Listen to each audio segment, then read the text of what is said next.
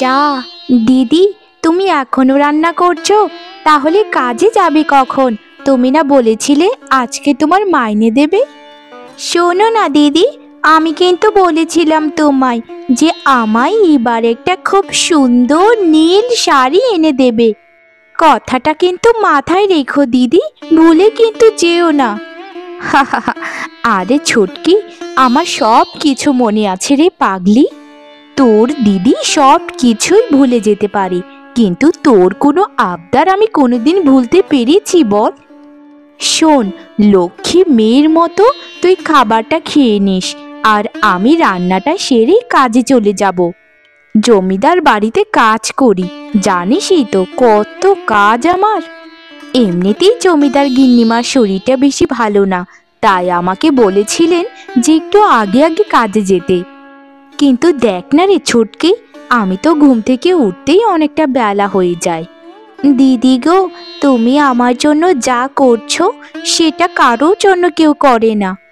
আমাদের মা বাবা সেই কবেই মরে গেছে, এরপর থেকে নিজের সন্তানের মতো করে আমায় মানুষ করেছো দিদি।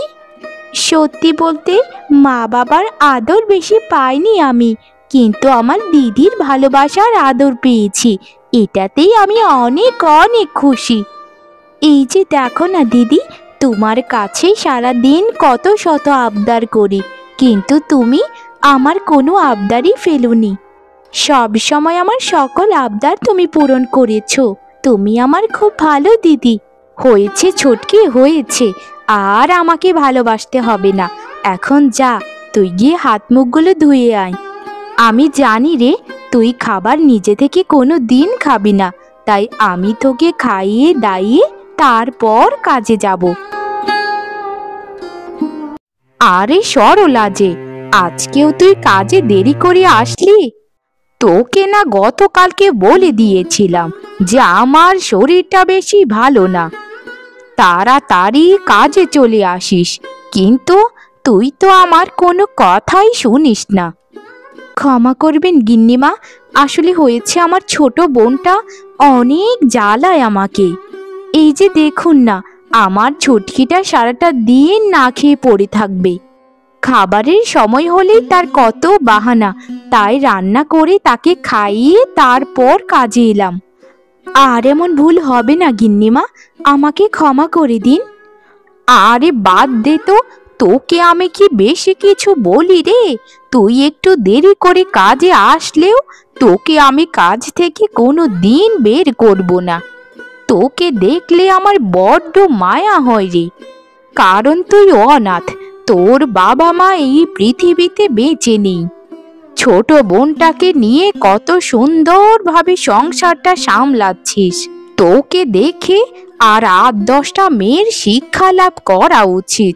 আচ্ছা শোন রে, আজকে তোকে যে কথা বলতে আটকালাম, শোন তবে।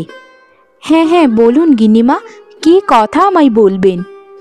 শোন রে, আমাদের কাছের একজন আত্মীয় আছে, সেই আত্মীয়র ভাইপো তোকে বিয়ে করতে চায়।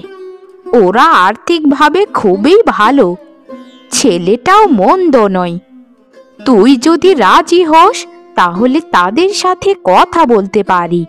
না না গিন্নিমা, এ হয় না, আমি এখন বিয়ে করতে পারবো না। আমি যদি নিজের কথা চিন্তা করে আমি বিয়ে করে চলে যাই, তাহলে আমার ছুটকির কি হবে বলুন?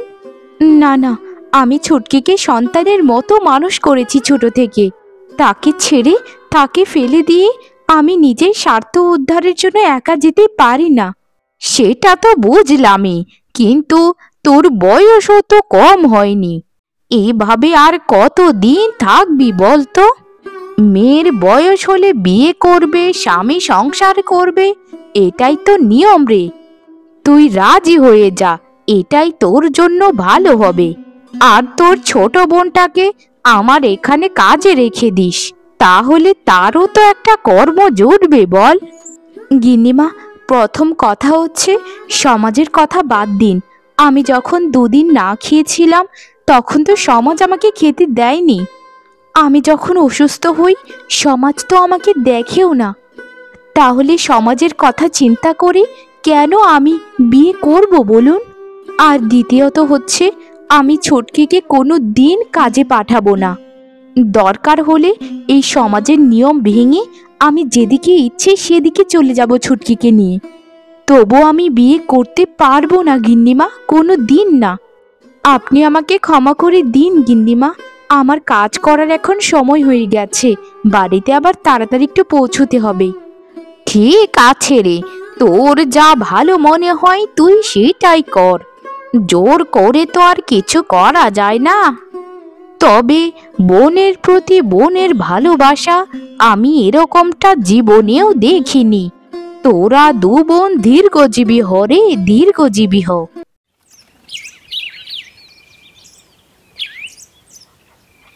কাকু, ও কাকু, আমি যে তোমায় বলেছিলাম সেদিন আমার জন্য একটা নীল শাড়ি নিয়ে আসতে, এনেছো কি?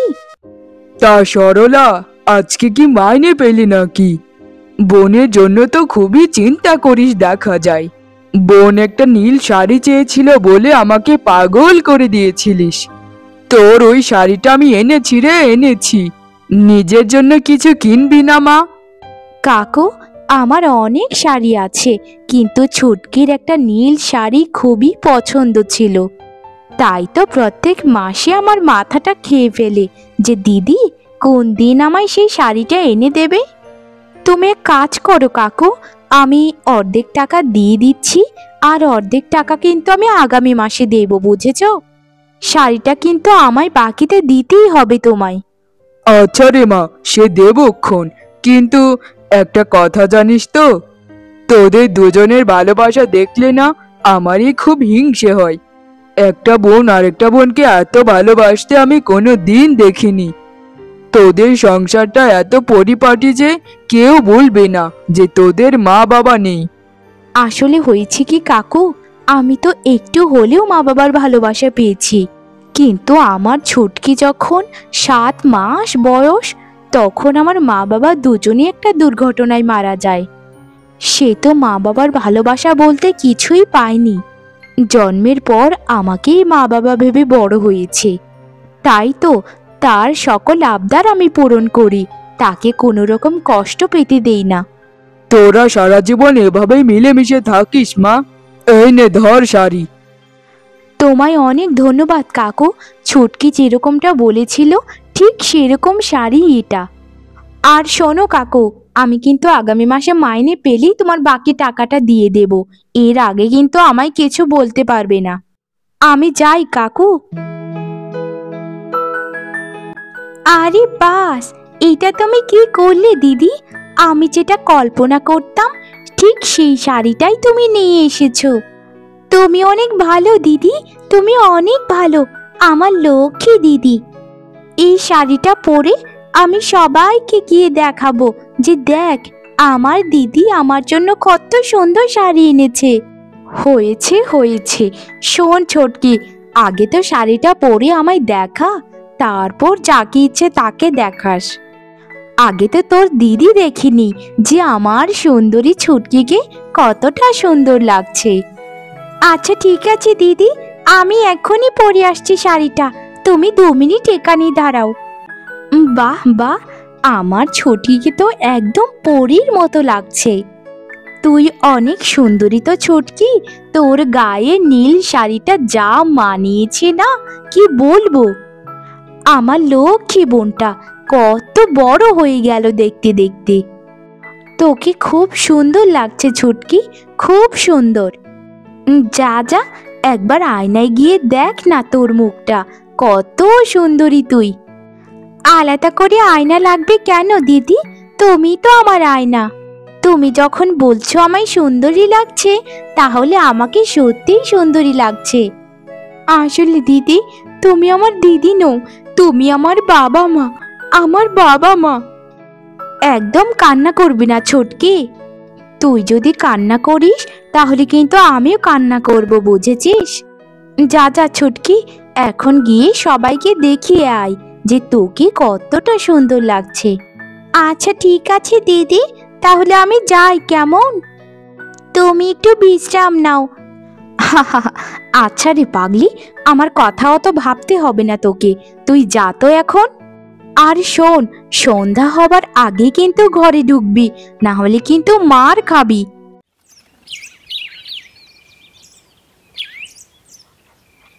সরলা, সরলা, আপনি কি বাড়িতে আছেন?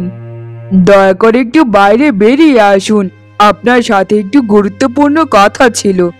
বাড়িতে কি আছেন আপনি সরলা? থাকলে বেরিয়ে আসুন না দয়া করে। আরে, কে আপনি? আপনাকে তো আমি চিনতে পারলাম না। দয়া করে আপনার পরিচয়টা একটু দিন তো। আমি হচ্ছি পাশের গ্রামের রঘু। আমি জমিদারের আত্মীয় হই। তুমি নিশ্চয় গিন্নিমার কাছে আমার কথা শুনেছ। শোনো সরলা, আমি সত্যি তোমায় ভালোবাসি, তোমায় বিয়ে করতে চাই।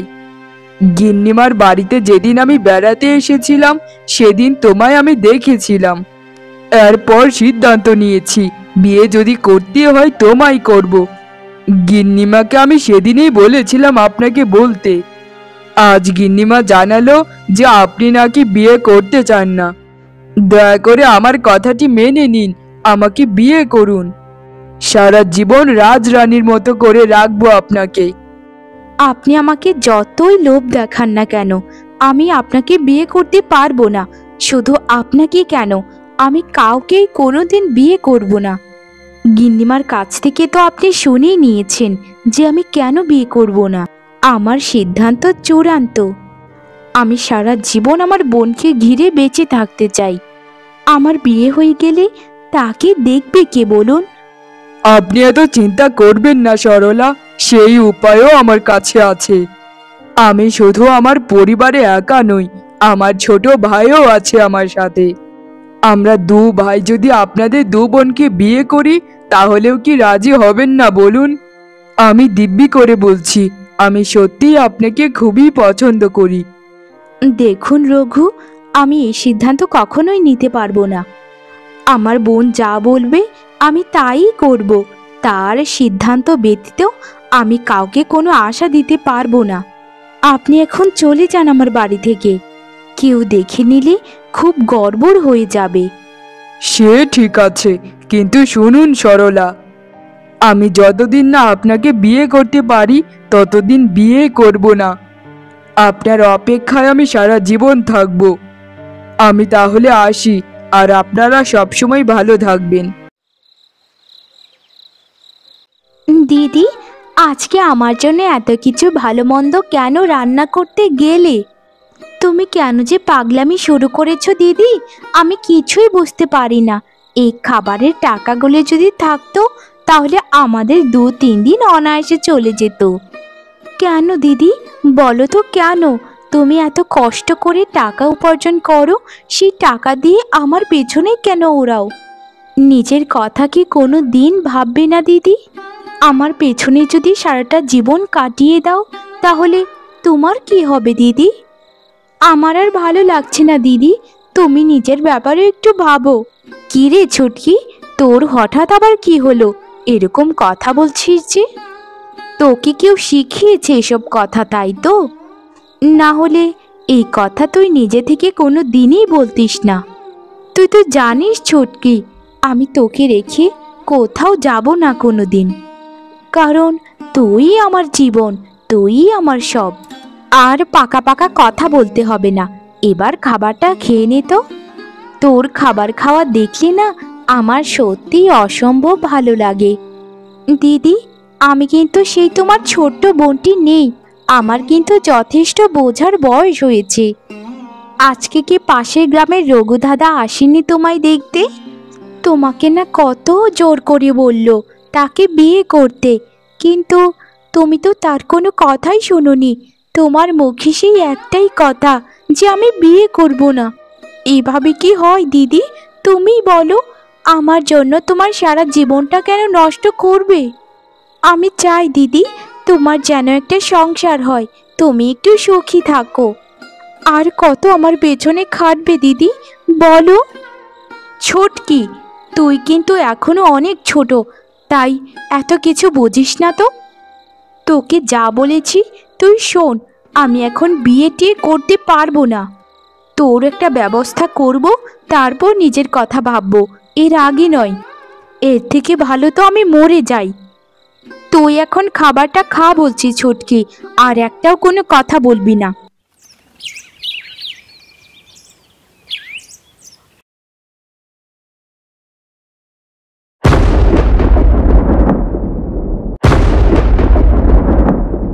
চুটকি, এই চুটকি, তোর সাথেটা কে রে? আর তোদের গলায় মালাই বা কেন? কি হয়েছে তোদের? বল তো আমায়, আমি তো কিছুই বুঝতে পারছি না রে ছুটকি। এই ছুটকি, কথা বলছিস না কেন? বল না কি হয়েছে, আমি তো কিছুই বুঝতে পারছি না।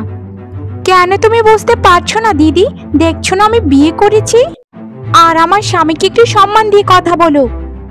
একটু নম্র ভদ্র হয়ে কথা বলতে পারো না? আমার স্বামীর সামনে আমার মান সম্মান বলতে কিছুই রাখলে না। যাও যাও দিদি, আমাদের জন্য বরণডালা নিয়ে এসো, আমি তো অপেক্ষা করতে পারবো না। আর তোমার সাথে এখানে যা কথা বলার কথা হয়ে যাবে, ঘরের ভেতর আর তোমার যেতে হবে না, বরণডালাও লাগবে না।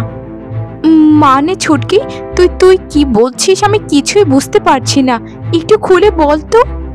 আর তুই কাজটা কিভাবে করতে পারলি রে? তোকে ছোট থেকে বড় করেছি লালন পালন করি এই দিনটা দেখার জন্য। এরকম স্বার্থপরের মতো নিজে নিজে বিয়ে করে ফেললি?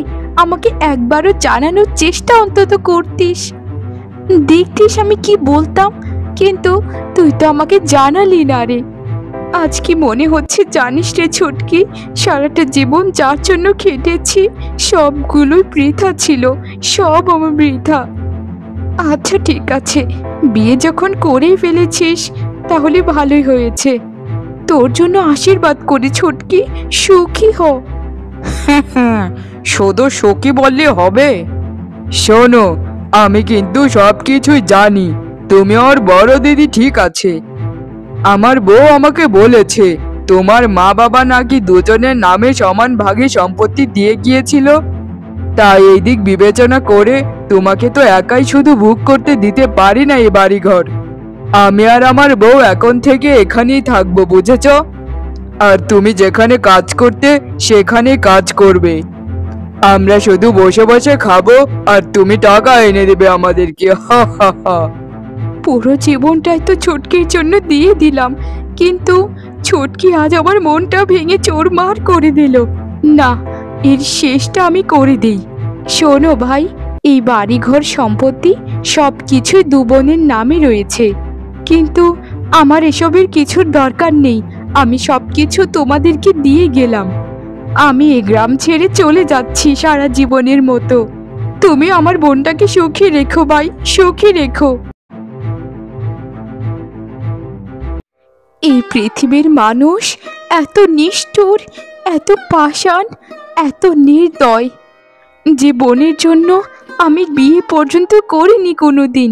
সবসময় তার কথাই চিন্তা করেছি, নিজের সব সুখ বিসর্জন দিয়েছি। আজ সে বোন আমাকে বাড়ি থেকে তাড়িয়ে দেবার জন্য মানুষকে দিয়ে কথা শোনালো। মানুষের প্রতি আমার আর কোনো বিশ্বাস নেই, আমার সব বিশ্বাস উঠে গেছে। তাই আমি সিদ্ধান্ত নিয়েছি বাকিটা জীবন এই জঙ্গলেই কাটিয়ে দেব।